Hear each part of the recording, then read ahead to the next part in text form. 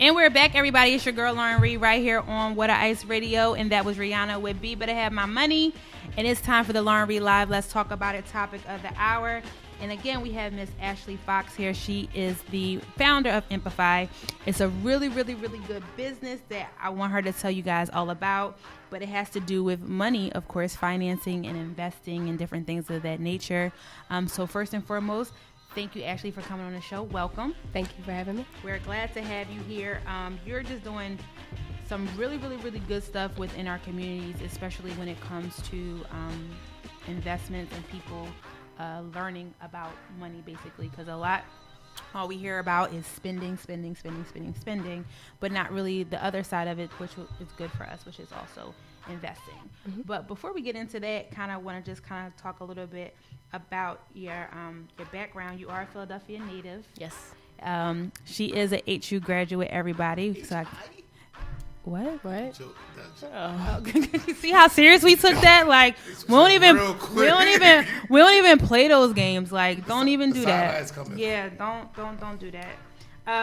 So she went to HU, everybody, School of Business. She graduated magna cum laude. She is just all over. Yeah, she's stunting on everybody out here. So, Ashley, tell us a little bit about your background and how you got started. So graduated from high school here, went to Howard. My dream was to just make money, wear nice clothes, and work in a high-paid career. So I figured I like math, I like business, I majored in finance. Had this desire to like work on Wall Street. I just saw myself as this black, powerful woman. Worked on Wall Street, had 4 internships in school. 3 of them I worked at Wall Street investment banks, realized I loved how they paid. And graduated, worked at asset management. So I worked with a group of people who ended up moving to New York full-time. And I worked for a large investment bank and asset management. So I worked with a group of people who helped manage the money for clients and made $25 million or more.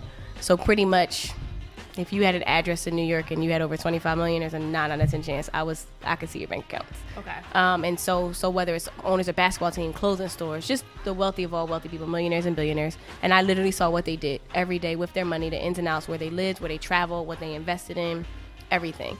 And I would say maybe about like 9 months into being on Wall Street, I realized I didn't have this desire to stay on Wall Street. Okay. Because I had more of a desire to pick their brains on how they got money versus teaching them how to keep it. So this big old dream I had to make all this money is kind of like, yeah, you're making 6 figures, but you're the lowest paid person on the floor, and you're dealing with clients who their fees and their mutual funds is what you make a year, and they have hundreds of mutual funds. So for me, it's just, I realized that they're not smart, they don't work hard, they just know different things. And so when I would come back to Philly, there was a huge disconnect, because I'm coming back to Philly, I was the first person in my family to go to college, I traveled, I wore nice clothes, so everybody thought I was rich, and it was like, you think I have money, like, I see people. We really don't know what money is, and specifically in the black community, because we have people who we think have a lot of money, and our clients would just look at you like, this is pennies. Like, I just saw that Jay-Z and Beyonce paid over $1 million for the yacht that they rented in Italy, and people were just like, wow, but it's like $1 million to Jay-Z and Beyonce is like $100 to the everyday person. So it's more of their level of thinking. And so for me, I realized that there was a disconnect. And I had more of a desire to educate the people Wall Street would not serve. Now, how I was going to do that, I had no idea. But I knew that this desire I had to make money, I just wasn't happy, because you can't really chase money because you're always going to find somebody that has more of it. So I was really at a point where I was incomplete and I wanted something more. So I just quit. So I'm glad you brought that up. I wanted to touch a little bit on with you working on Wall Street. Mm-hmm. Did you find that like attending at HBCU was an advantage or disadvantage? Like, No. Okay. So this is interesting because I teach students and I give them both perspectives. So do you think there was a disadvantage or advantage? So it was an advantage because Howard School of Business is excellent. It is. I was taught how to play golf, how to eat. I had a resume my freshman year. I was taught how to dress. I was taught how to interview. Like I had. Can I say a joke about that? I was in the School of C. Oh, okay. So everyone always School of C and School of B always goes like back and forth. They be like, you don't do nothing. One of my best friends. We get all the jobs. They get all the jobs, stuff like that. So my two of my best friends that I went to Howard with, both were in the School of Business. So while I'm waking up, rolling out of bed to go to classes in sweatpants, they were going in suits and stuff like. I don't know if they still do that, but I'm pretty sure that they do. But it was like an ongoing joke. Right. But the School of Business at Howard is top notch for sure. Very good business school. So while you learned all of those things, what do you think the other? So I think, but what it did not do is, I remember literally it had to be my first week at my job. And I literally remember exactly where I was in New York. And I called my mom like, oh my gosh, why did you ever allow me or make me have white friends? Because it was so uncomfortable. Really? And even when I had internships, they were for 10 weeks, but I left. And so it was very uncomfortable when, like, for the next 3 years of my life, I'm the only black girl on my floor. And the only other black person is an older guy. He sits on the other side. He's not paying you no mind. Yeah, so it just was, it was different. I think when I first, like, I was talked about based off of, like, how my hair was or, like, I had an accent for some reason. Like, so for me, I was very self-conscious. Gotcha. I walked in with my head down. I didn't feel comfortable. I had very low self-esteem. At home, I was kind of the it girl, but it's like I come home on the weekends if I decide to.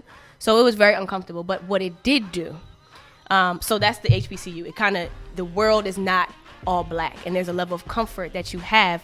And so when you're in these environments where there's not black people, it makes you uncomfortable. And the beauty in that is when I left my job, I walked out with my head high. Cool. And I don't like being a dummy in a room. So like I started to travel the world because I saw wealthy people do it.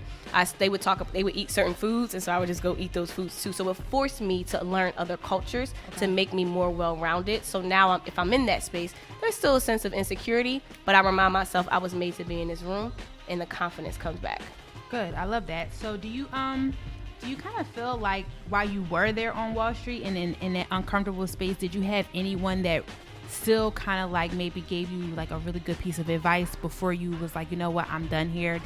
What do you think one of the major things you kind of learned from it? Not anyone specifically. There was an experience that was my like moment where I was like, I don't belong here, which is crazy. I always tell this story. So I sat on the 27th floor looking over Park Avenue.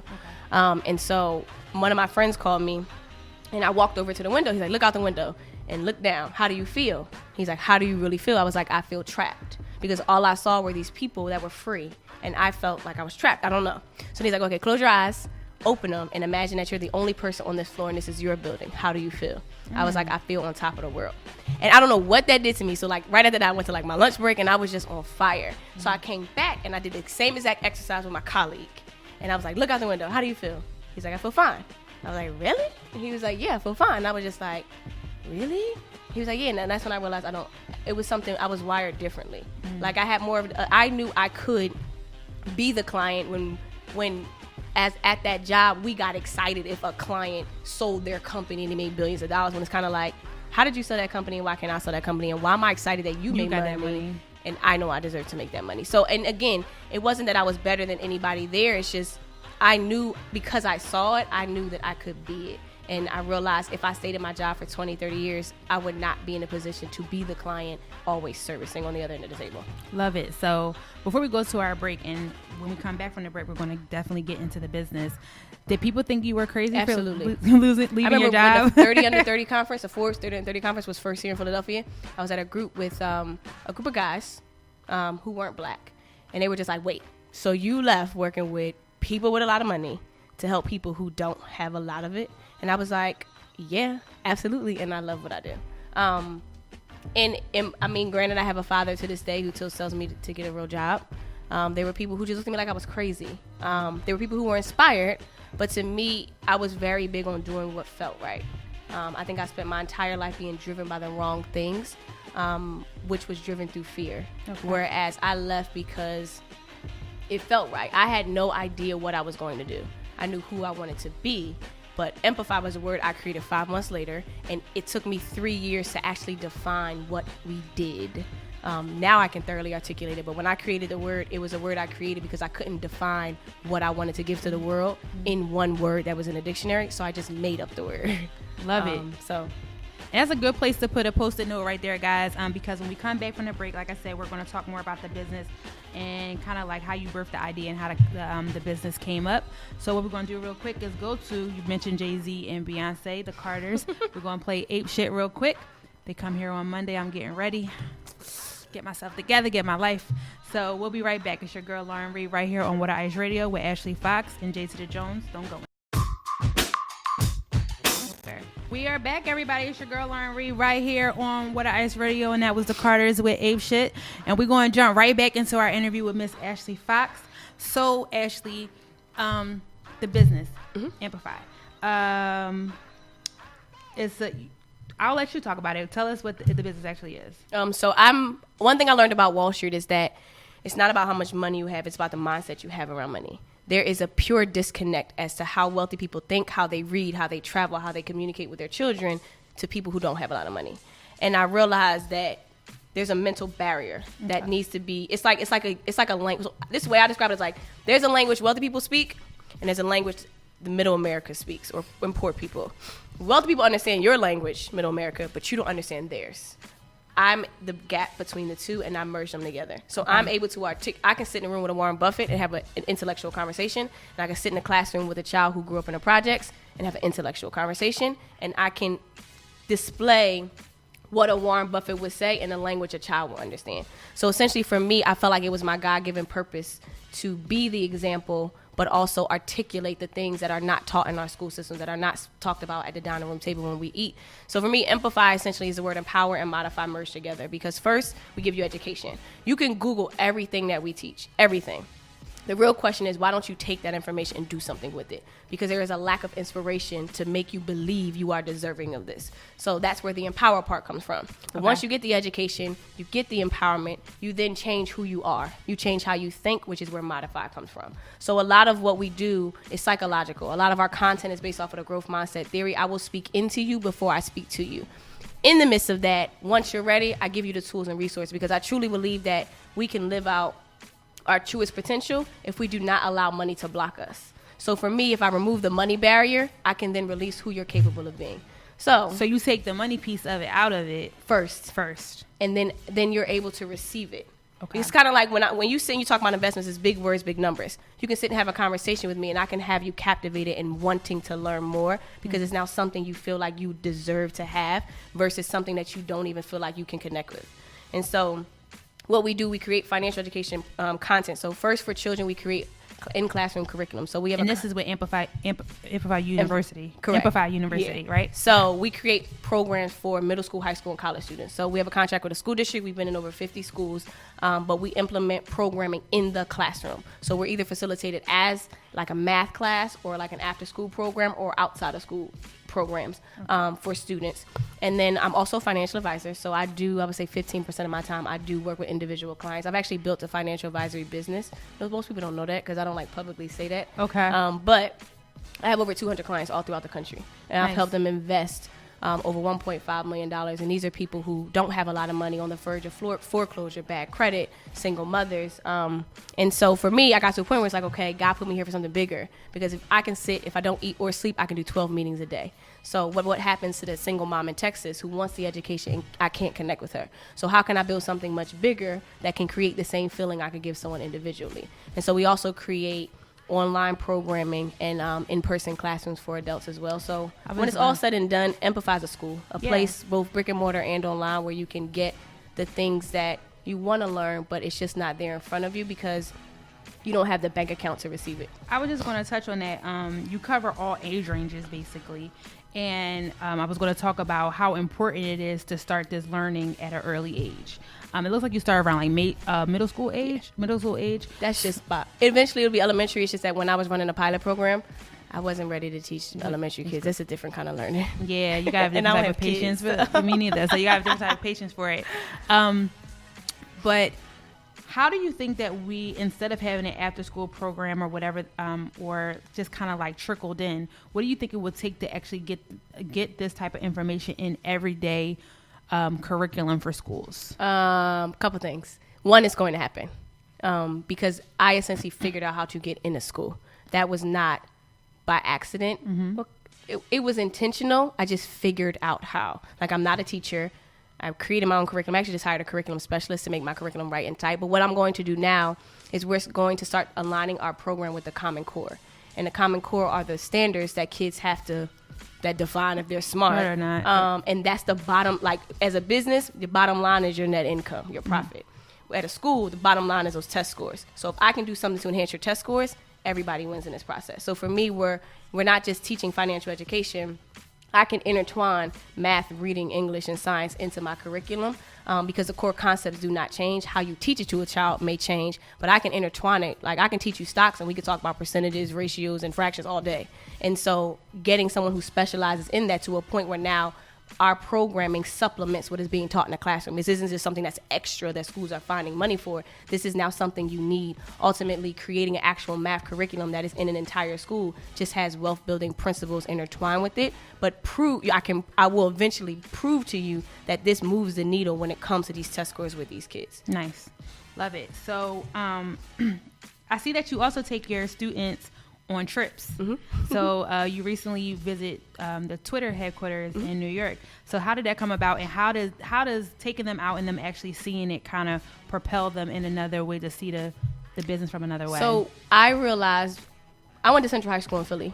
Nice. So our education was different. I went to Howard University. I grew up in the Northeast. Granted, I grew up middle class, but like it wasn't until I lost everything when I got evicted from my apartment and I lost it that I actually knew what it felt like not to have money.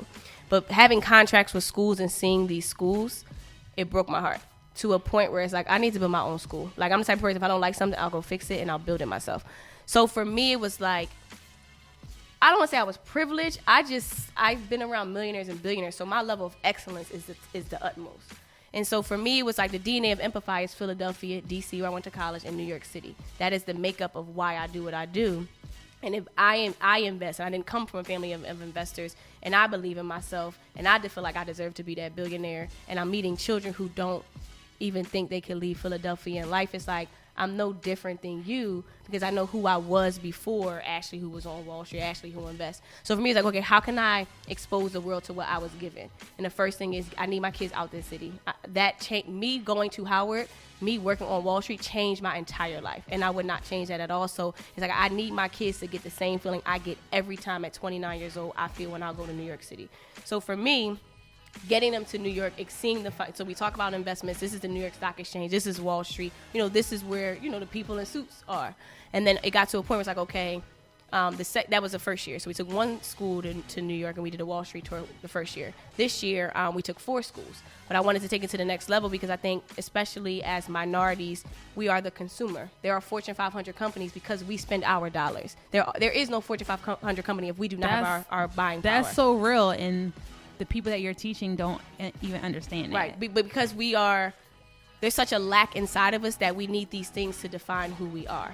And so, and it's nothing, I get it. I like nice stuff too. It's just that there are people who were my client who make money because you watch their players on the basketball court and they're just sitting back in their $1 billion business. So again, I just want my students to realize you can consume the product and service.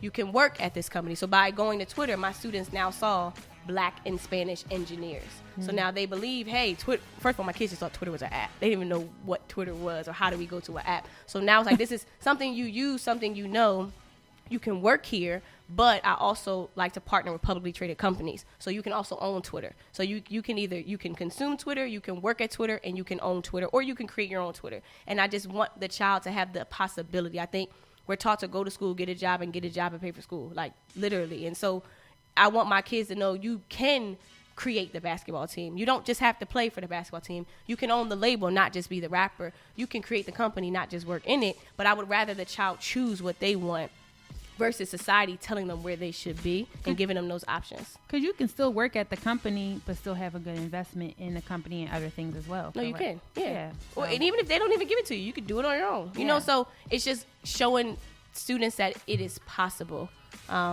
Because I believe I can do anything because of what I saw, because what I saw makes it now possible. If the kids never see it, they don't believe it's obtainable. I just want them to see it to then see, hey, maybe I can do this because the opportunity was placed in my lap. And I've seen people like me, I can do these things, but you have to get out of Philadelphia to see that.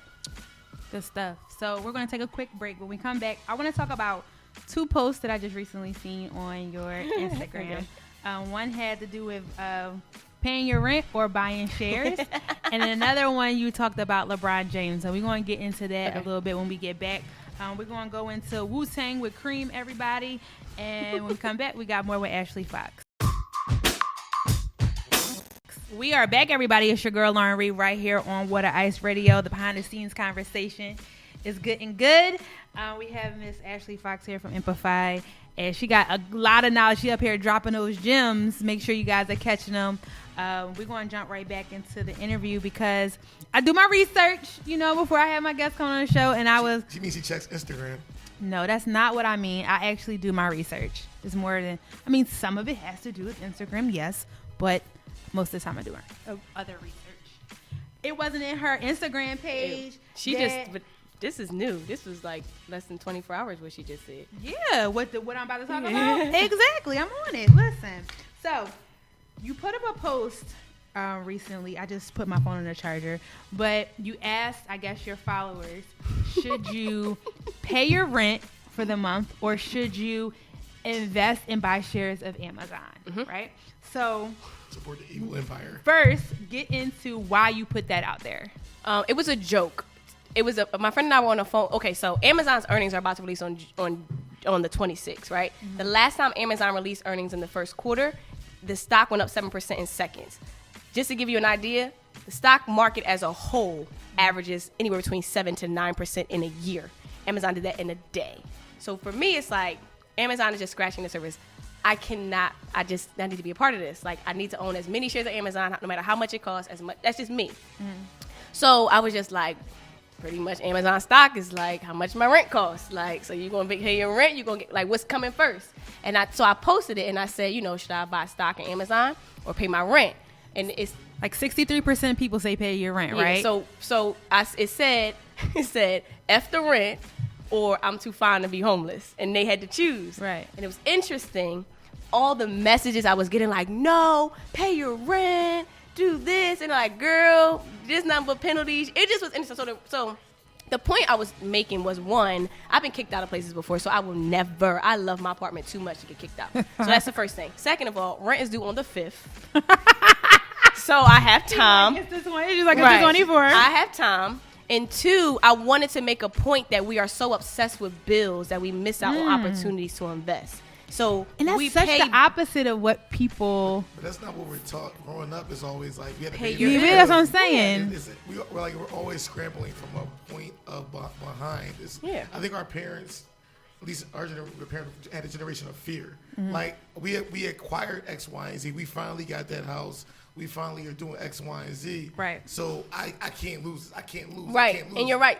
That post was literally. So I literally said, I'm just curious to see who's willing to risk it all to live their best life. I'm an entrepreneur. I've lost it all to live my best life. And it was interesting because one of my other entrepreneur friends, when I screenshotted that I bought it, he was like, I have a certain level of respect for you. He was like, because late rent doesn't mean eviction, it means penalties. But investing means you will be in a position to never pay rent again.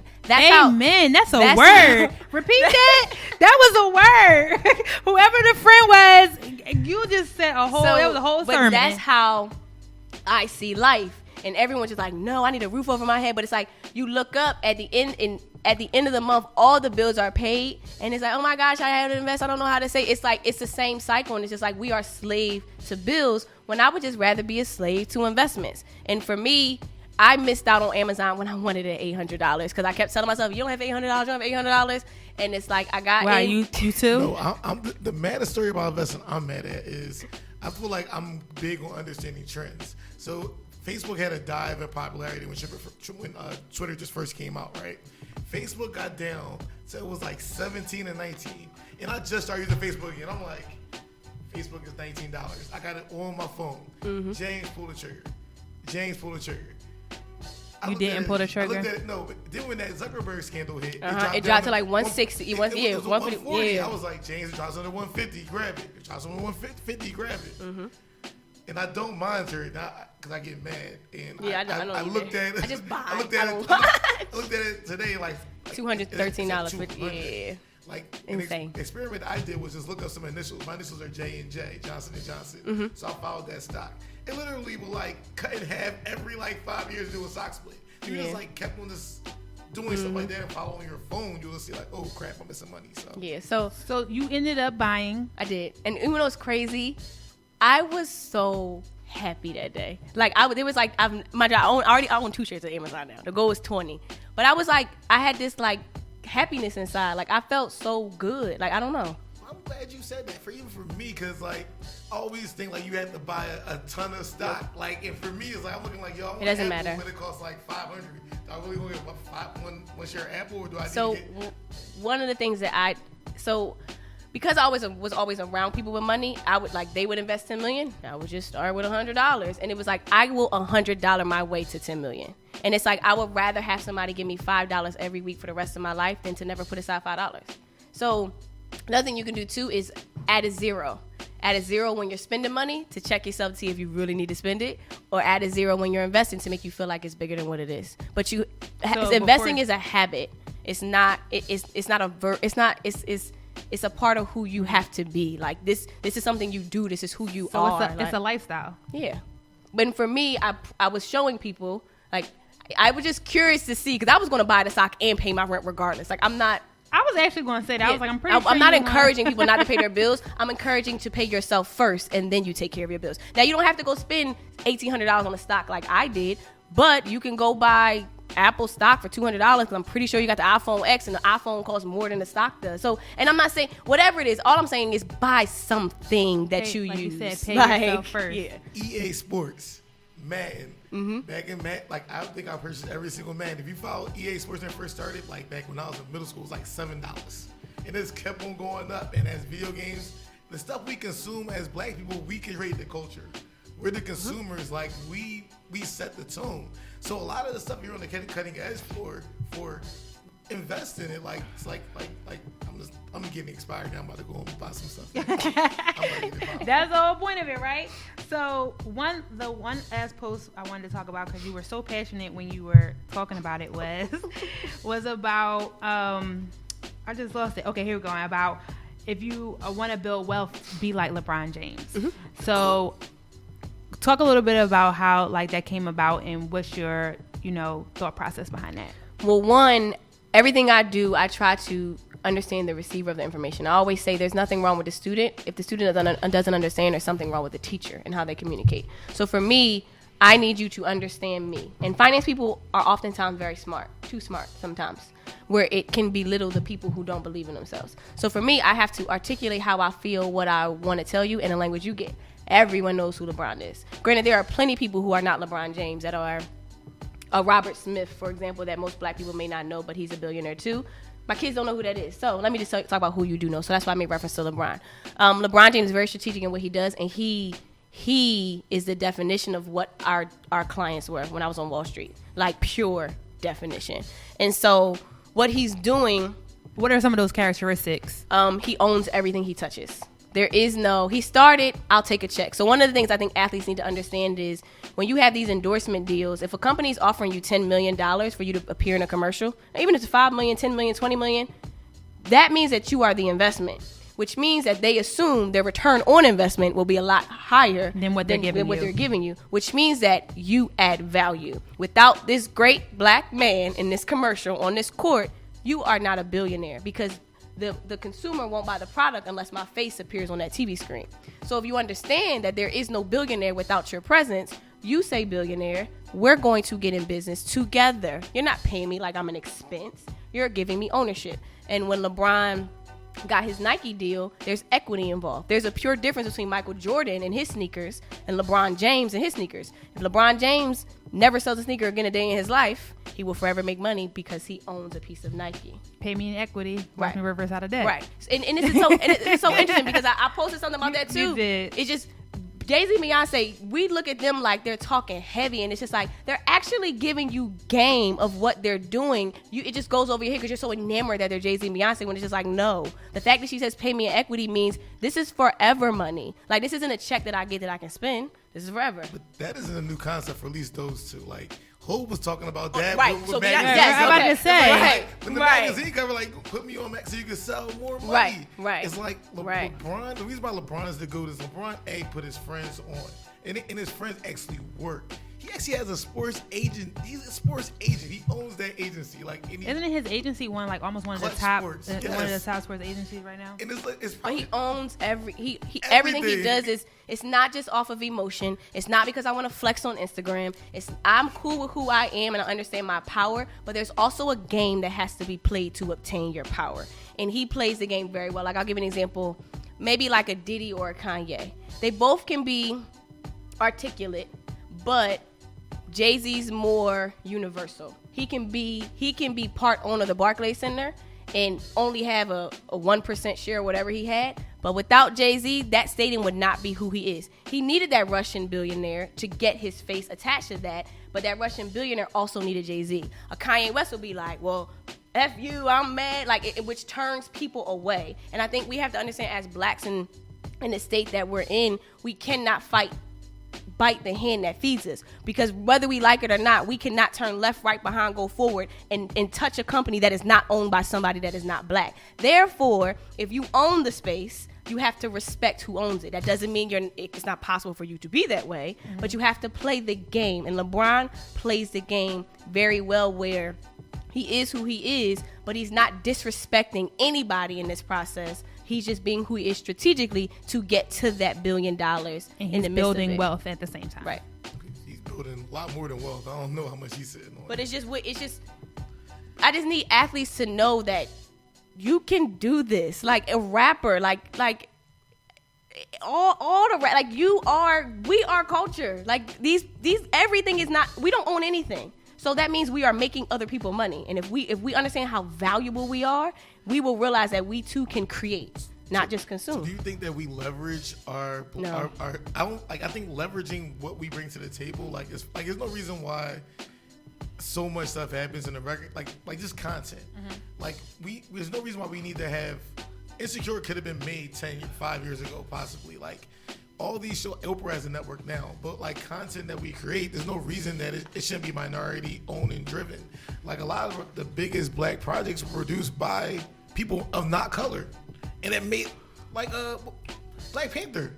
I mean, Disney owned the rights to that, but we could have bought that. They bought. But see, for $200 million. But we also have to understand, we don't own a Disney yet, but we have to believe that we can. And in order to get, it's kind of like, in order for you to actually thoroughly I think I have a very interesting perspective on how I run a business, because I've been an employee and I've been a business owner. Okay. So I have a mom who she loves her job. She's been in her job for years, but there's just certain things that I wouldn't tolerate if she worked at my job. But granted, she is who she is. She's over 50. I get it. But I understand, because I know what it feels like to be at my desk and not want to work and go be out on lunch break for 2 hours. If I own a business, you're not doing that. But I understand people. And I think we have to understand who we are dealing with and how society operates. We may not own a Disney, but the problem is we don't believe we can create Disney. Create or find the next one to help out and incubate and grow and find out what the next hit is. But we can use a Disney, take advantage of the opportunities that Disney gives us, and elevate ourselves, which is what I think LeBron does. He doesn't have to play basketball anymore. At the end of the day, he's still an employee. But he's utilizing that platform to grow his brand, to then get to a point, if I want to buy the NBA, I can do it. They really don't like LeBron ushered in the player empowerment era. Yeah, it's the first, he taking these short deals, putting pressure on ownership. He doesn't even talk to the owner of the Cavaliers, and he got a max contract. He said, "I want this max contract. I'm gonna sign year to year."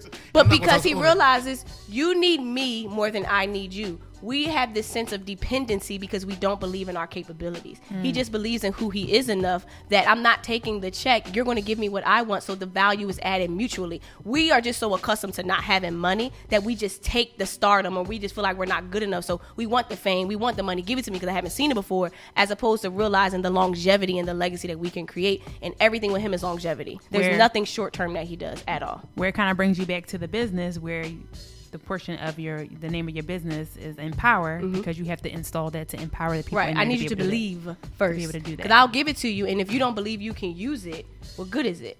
I need your mind to be right for your bank account to be right, because you can have the bank account and your mind still be messed up, which is why we typically lose our money, because we are not right as a people. So believe first, resource later. Yeah, that's basically it. We just go for the resources. I need to fix you. Let's fix you. What's wrong with you? There's a reason you shop all day. There's a reason you party all day. The same way you operate with life is how you're going to operate with your money. Your values are messed up. So let's get to the root of where those came from. How were you raised? What do you do? How do you consume your time? And getting to the root of that, fixing that, pouring belief into you, so then you realize, I can do this little by little, share by share. The next thing you know, you can have $1 million if you keep at it. But if you don't believe you can do it, you're never going to start. Is it ever too late? No, I have an 80-year-old grandma. I just bought her stock for her 80th birthday because she asked for it. And she wore a Wealth Builder shirt the next day, and I didn't tell her to do it. So she made me realize there isn't. And this was the first time she ever bought stock, and she's 80 years old. Love it. So. All right, you guys, we're going to take a quick break, and when we come back, we're going to do the Lauren Reed Live wrap-up with Ashley Fox. This is some really good stuff, you guys. Don't go anywhere.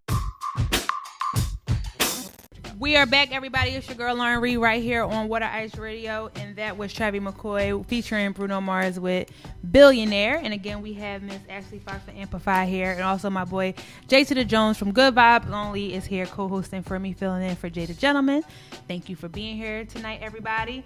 So, Ashley, this interview has been amazing. Your tips have been great. You've been spreading a lot of good knowledge for the people. What's going on next for you and for Empify? So that you can tell us. I know. I'm actually getting ready to start doing in-person classes for adults and children outside of school and outside of being virtual. Are they one-on-one? I already do that. Okay. No, to a point where like I got into this when I was doing small workshops. One of my biggest workshops was at UPenn almost 5 years ago, and over 100 people showed up. So doing what I do in the classroom, but giving adults access to it. Versus it being individual, versus it being virtually. You're actually in a classroom with a notebook and a pen, and we're actually going to work. How long is the course? No more than 2 hours. No, like the whole course like, is it for my kids? No, for the adults. Like, is it a 5-week course? No. It'll literally just be like a Saturday. Okay. You can register for this program. It's just going to be a unique approach to how I do it. Are there still any slots open for people, or it hasn't even been released yet? So okay. No one even knows this. I'm not. Bang, exclusive, everybody. But no, people have kept asking me like, when am I going to travel? When am I going to do in-person classes? I think there was just I just had a lot going on, and now it's just like I want to be consistent with the distribution of content that I give people. Okay. And I do love to teach. Okay. I don't want to do it all the time because I can reach more people through technology. However, I do want to teach. We are strengthening our curriculum. Starting next year, I'm going to distribute my content not just through me teaching, but hiring individuals and training people. Because we've been approached by 5 different cities. I'm just not at the point where I can expand. So I want to strategically expand a business where there is an Ashley and there is an Empify. Right now, if you wanted to buy Empify, you've got to take Ashley with you. Okay. So I want to be able to build a business that works. It'll be like you watch OWN because of Oprah, but OWN can sustain itself too. Oprah just helped make that brand. And so we're going to be strengthening our curriculum in the classroom with kids, expanding to more schools. We're probably going to be in New Jersey with our content as well. And yeah, just more so aligning it, going after larger contracts, cool. More organizations, more Wall Street tours, more corporate sponsorships, just kind of amplifying everything Empify did over the past 5 years. So where can amazing plug. Yes, right? Amazing plug. Which leads me into where can people find all of this stuff to keep up with what you got coming up soon? So our website is empify.com. Interesting, we're actually redesigning our entire website, so it'll actually be like a school platform. So that's coming. Social media @_Ashley M Fox. So ASHLEYM as in Marie, Fox FOX, and @Empify. And that's on all social media: Twitter, Instagram, Facebook, everything. My bad. How can I forget? Shout out for being in Forbes. Oh, thank you. That was really dope, right? that was part of the interview, and also a writer for Black Enterprise as well. Yeah, I'm actually about to write another article to another publication. Nice, just found out today. Nice. Actually. Good stuff. Dropping bombs, and that's what we do here on the Lauren Reed Live Show on Water Ice Radio. News. You gotta be doing something to come up in here and talk about it. Is having a fish fry. Forget about Kylie, all right? We just talked about the fish fry. Stupid. Forget about Kylie being on Forbes. We got Ashley Fox here that was on Forbes. Trust fund baby. So there you go. I want to be a trust fund baby. Create them. You gotta create a trust in order to get a trust fund baby to be a byproduct of it. Love that. So I always ask my have a baby by me, baby. Be a millionaire. Sometimes it's a hot line. Like, is that a way that you can improve your wealth? No, because that creates a codependency, which shows a lack of your belief in yourself. It's great to. Miss Medina, who's pregnant by Floyd Mayweather, whoever. She's pregnant? No, whoever the new girlfriend is. I think Bad Medina was the old girlfriend. The new girl pregnant. That's what they worked with from the beginning. I mean, that could be the best they can do. But that's sometimes the strategy. I do think it still comes from a codependency because we should be closing the show out, but I would have to ask this one last question. Seriously, do you talk to females in your class about not being codependent? No. I don't. I'm just making reference to what I see on the outside, okay, as opposed to displaying and telling a woman you're codependent, that's sometimes offensive. It's more of pouring belief into her so she believes that she doesn't have to be dependent at all. Gotcha. Because what will happen is there may be a woman, and this has actually happened where I've had people on Instagram reach out to me, and I know the kind of girl you are, but I've had people say, like, if I wasn't the way I was, I would be like you. So there is a sense inside of people wanting more for themselves. They just don't believe that they can get it. So again, putting it in them. Right. Talking so that they realize too. it themselves. I can't tell you, hey, you can't do this, but it's like, I'll make you second guess, maybe it's possible for me to be a better person and I can do this. When that dual income is working together properly and is aligned. Yeah, absolutely. So it's nothing wrong with marrying a millionaire, but it's like there's nothing wrong with being Eve and marrying a billionaire. My husband is not, but it's not like Eve was just a Joe Schmo Instagram girl marrying a billionaire. No, that's what I'm saying. Like, she would have been fine with being Eve. She just found someone to elevate her. But you also don't know the value that she brings to him. Like, that's a really good point. It's not even about marrying a billionaire. If you both making 30,000, you come together, y'all making 60, and y'all moving together. Yeah, y'all can do a lot over the course of time. Or or he makes more, she makes more. It's about the partnership and the growth that comes with it. I think that's all we yearn for, anyways. People, I mean, just wanting somebody with money is all external. Why do you want somebody with money? Because of what it makes you feel like on the outside. If you need something to define you on the outside, means you're not right on the inside. Amen to that. All right, we're really going to end the show now. All right, make sure everybody goes to empify.com to see what's going on. Also, make sure you follow Ashley on Instagram, all social medias. Is that correct? Yes. All right, cool. And make sure you guys come back next week on the Lauren Reed Live Show right here on What Our Rights Radio. Make sure you download the free TuneIn app so you can be here 8 o'clock on the dot. Jay to the Jones, you can come back whenever you want to. Go ahead and get your free plug in for GVO. Oh, yeah, next Friday, about to have a good time.